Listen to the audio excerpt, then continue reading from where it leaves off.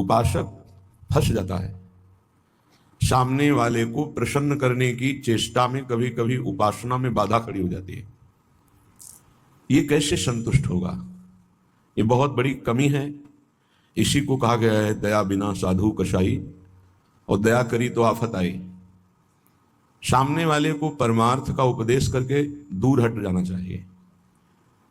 वो पकड़े परमार्थ को तब तो उसको निकाला जा सकता है, और यदि कहीं इसको संतुष्ट करके निकाला जाए तो वो कभी संतुष्ट नहीं हो सकता। ऐसी नीच वृत्ति होती। जितना आप उसको निकालने की चेष्टा करेंगे उतना ही वो आपको दलदल में धंसाता जाएगा। ये प्रकृति का सिद्धांत है। इसलिए उपासक को निरपेक्ष रहना चाहिए, किसी की अपेक्षा नहीं रखनी चाहिए। ये अनुभूत बात कह रहे हैं। जो संतोष से अनुभूत है वही हृदय में अनुभव में आता है। उपासक को यदि कभी ऐसा अवसर मिले कि किसी को भगवत मार्ग में बढ़ाना है तो वो ये ध्यान रखे कि हमें अपने को बचा करके इसको निकालना है।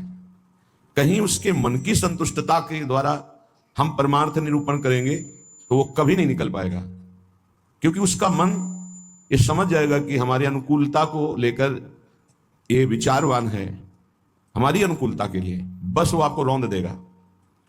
और परमार्थ का उपदेश दिया और निरपेक्ष हो गए और वो आप पर आसक्त होता चला जा रहा है, वो निकल जाएगा। त्रुटि यही हो जाती है उपासक से कि इसको कैसे संतुष्ट करूं, वहीं उसका पतन हो जाता है। पतन अपने आराध्य देव का चिंतन छोड़कर मांस के लोथड़े शरीरों का चिंतन होने लगता है। ये कैसे राजी रहे, वो कैसे राजी रहे, परिवार कैसे राजी रहे, भगत कैसे राजी रहे। निकले थे हरि को राजी करने के लिए और हो गया प्रपंच को राजी करना। ये बहुत सूक्ष्म बात है।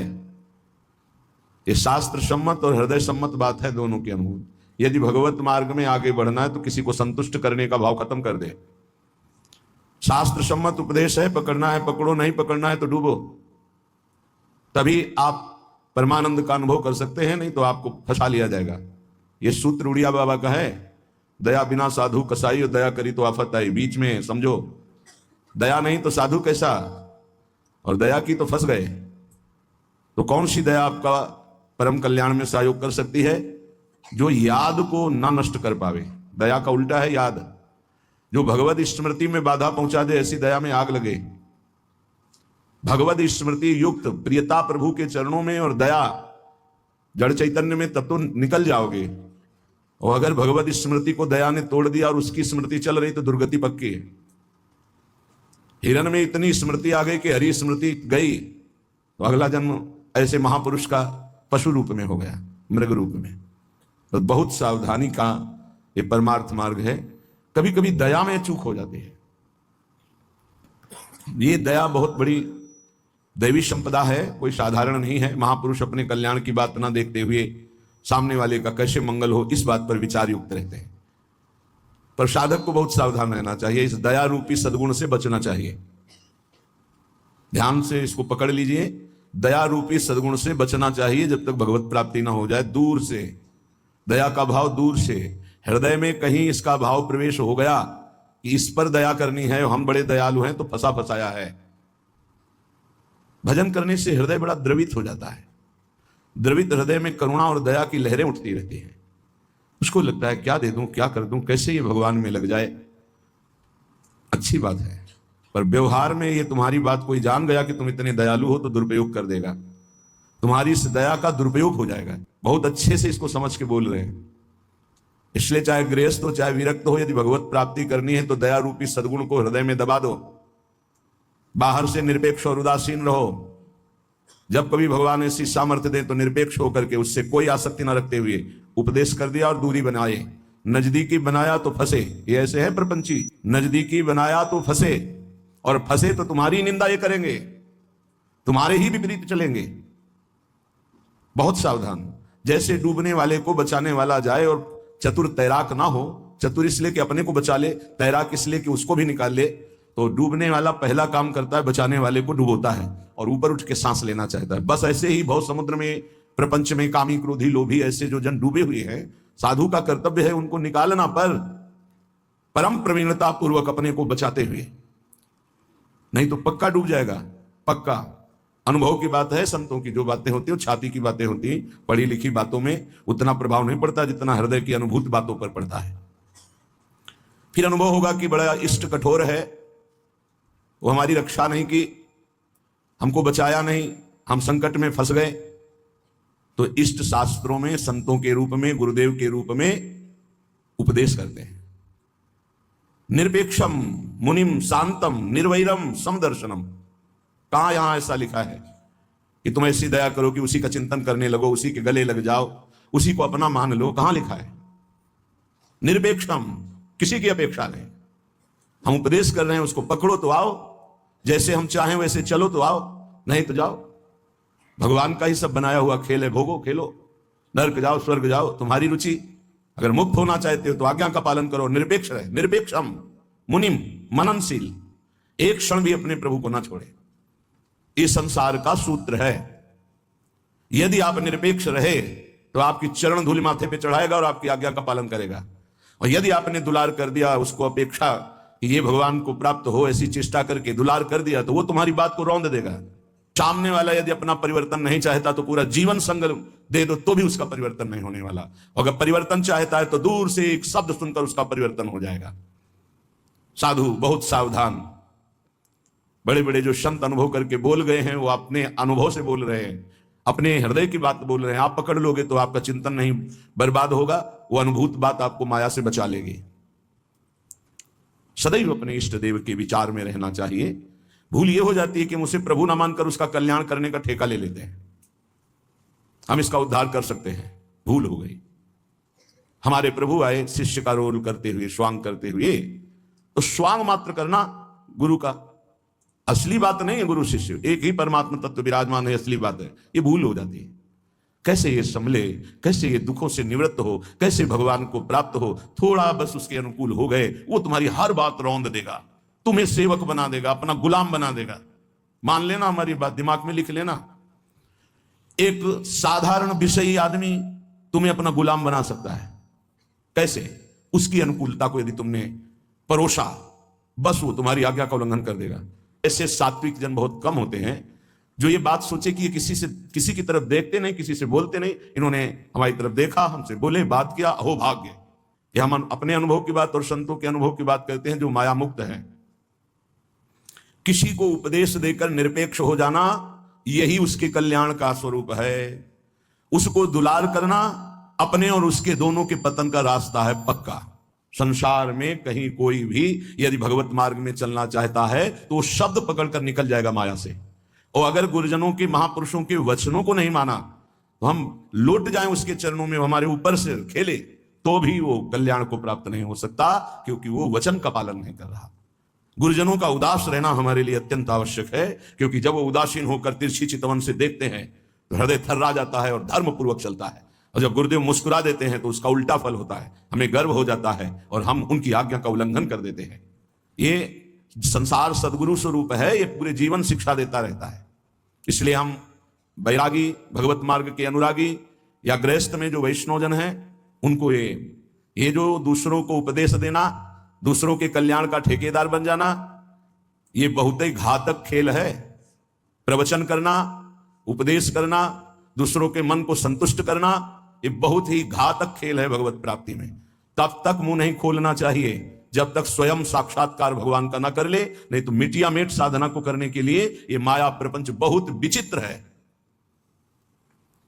उस समय आपको अनुभव होगा कि भगवान बहुत कठोर हैं, हमारी बात नहीं सुनते, हमें बचाया नहीं, इसीलिए पहले भगवान संत और शास्त्रों के रूप में बोल दिए हैं, ऐसा करोगे तो परिणाम ऐसा होगा। सावधान, तब तक कभी किसी को शिष्य ना बनावे जब तक स्वयं भगवत प्राप्त ना हो जाए। तब तक कभी प्रवचन उपदेश ना करे जब तक स्वयं प्रवचन उपदेश का आचरण जीवन में उतर ना जाए। जब सामने वाले में भगवान का दर्शन हो तो फिर स्वांता सुखाए तुलसी रघुनाथ गाथा।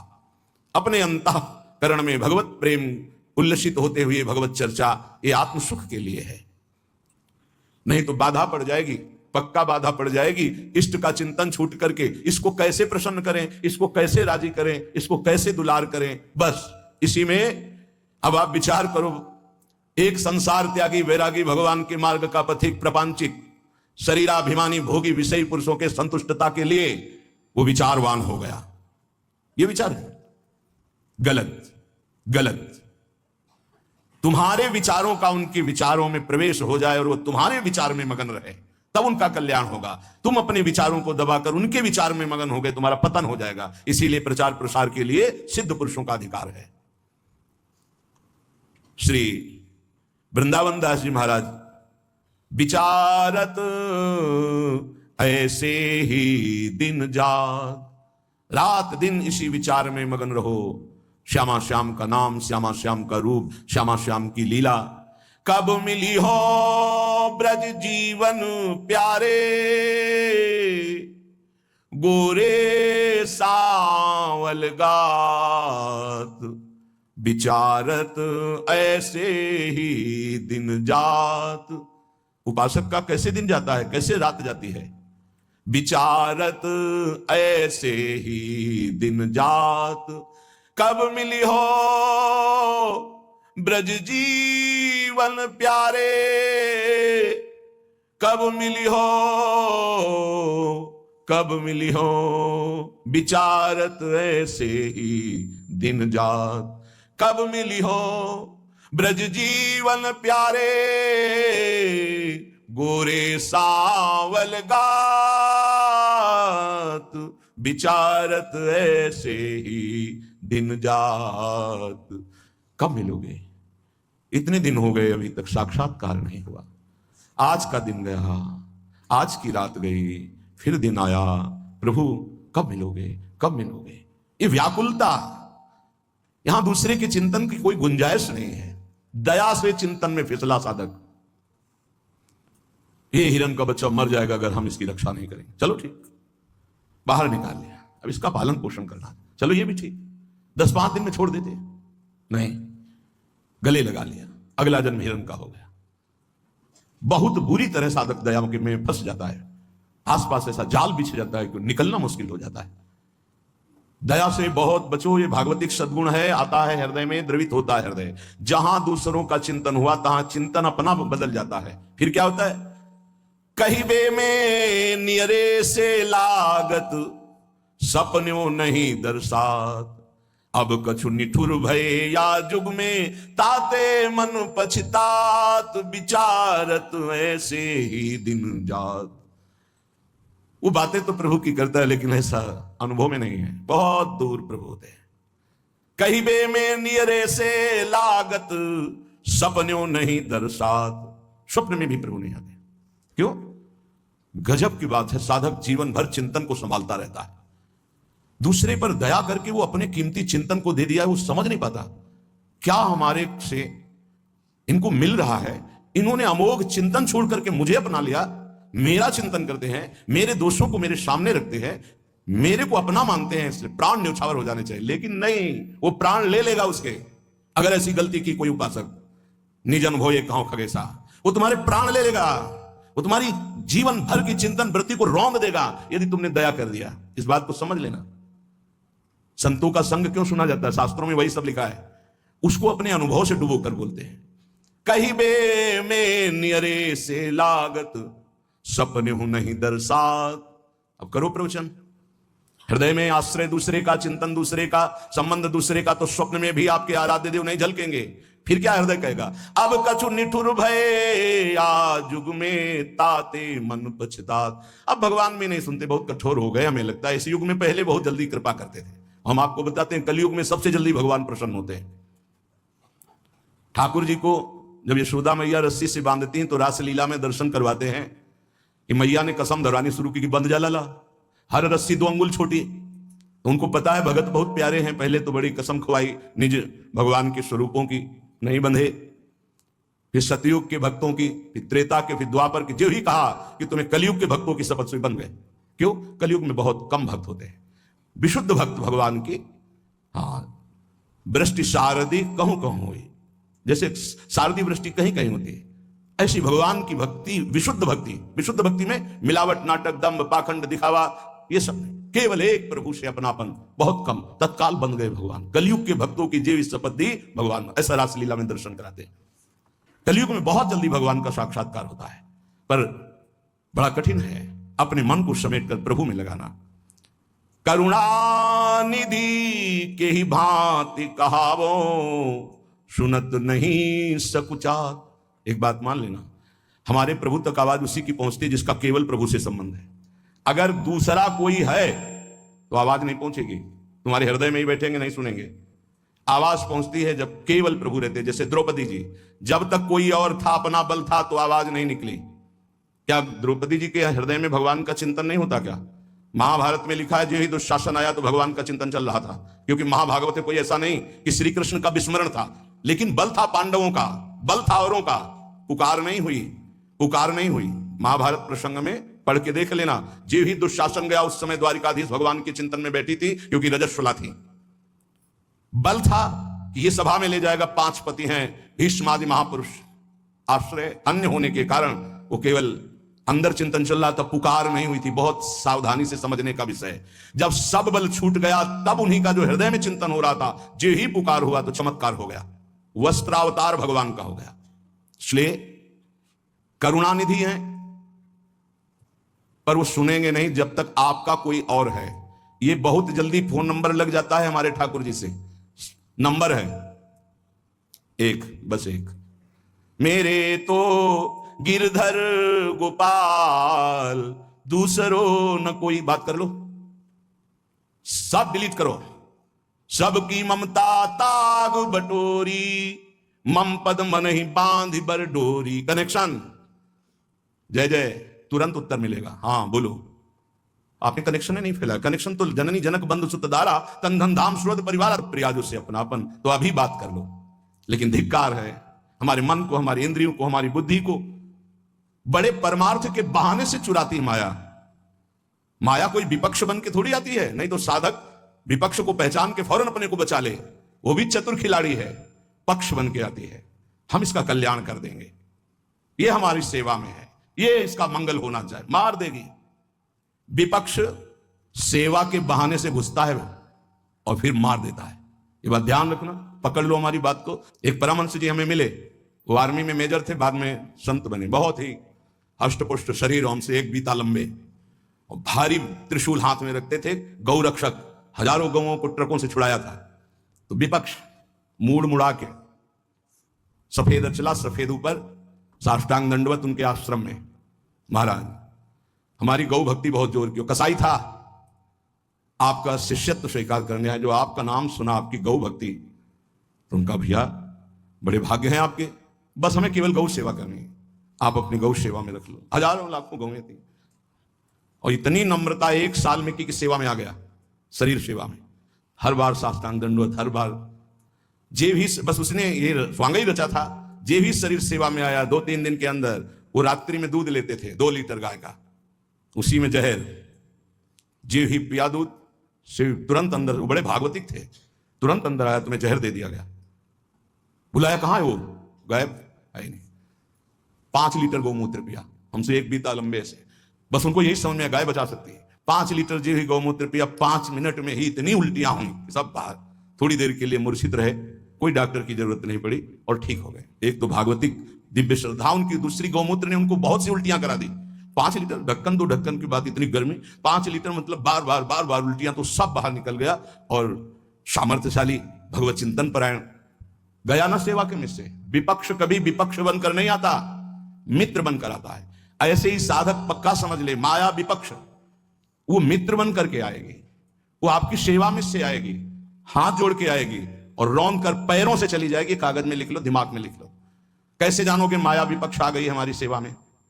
जिसके संग से प्रभु का चिंतन छूटे और उसका चिंतन बनने लगे, चाहे जिस भाव से हो, चाहे दया से हो, प्यार से हो, दुलार से हो, किसी बात से हो, बस समझ लेना ये विपक्ष है, अपना पक्ष नहीं। क्योंकि जिसके संग से प्रिया प्रीतम की स्मृति निरंतर चले, वो तो अपना पक्ष, और जिसके संग से प्रिया प्रीतम का स्मरण चला जाए और उसकी स्मृति आ जाए, तो जाके प्रियन राम वैदेही तजिए ताहे कोटि बैरी सम जद्य परम स्नेही, परम स्नेही का रूप लेकर के आते। बहुत सावधान उपासक को रहना चाहिए, नहीं तो करुणानिधि प्रभु होते हुए भी तुम्हारी बात नहीं सुनेंगे, तुम्हारी आवाज नहीं जाएगी वहां तक। फिर कहोगे भगवान ने बचाया नहीं, तुमने सिद्धांत का भंजन किया, सिद्धांत के विरुद्ध चले, इसीलिए तुम मारे गए, इसीलिए तुम्हें गिरा दिया जाएगा। बाद में दोषी तुम होगे, क्योंकि तुमने दया की, यहां भी और परलोक में भी। 3 जन्म लगे भगवत प्राप्ति के लिए। पहले जन्म में ही पिता भगवान थे ऋषभदेव जी, भरत जी के, ये लीला करके उन्होंने दिखा। इसलिए वैष्णव, सन्यासी, साधक, उपासक अपने जीवन में बहुत सावधान रहे। पूरे जीवन में कभी कभी जगत कल्याण की भावना भी उसको बंधन का कारण बन जाती है। इसलिए जगत भगवत स्वरूप है, इसका कल्याण नहीं करना, तुम अपने को बचा के निकल जाओ, यही बहादुरी है।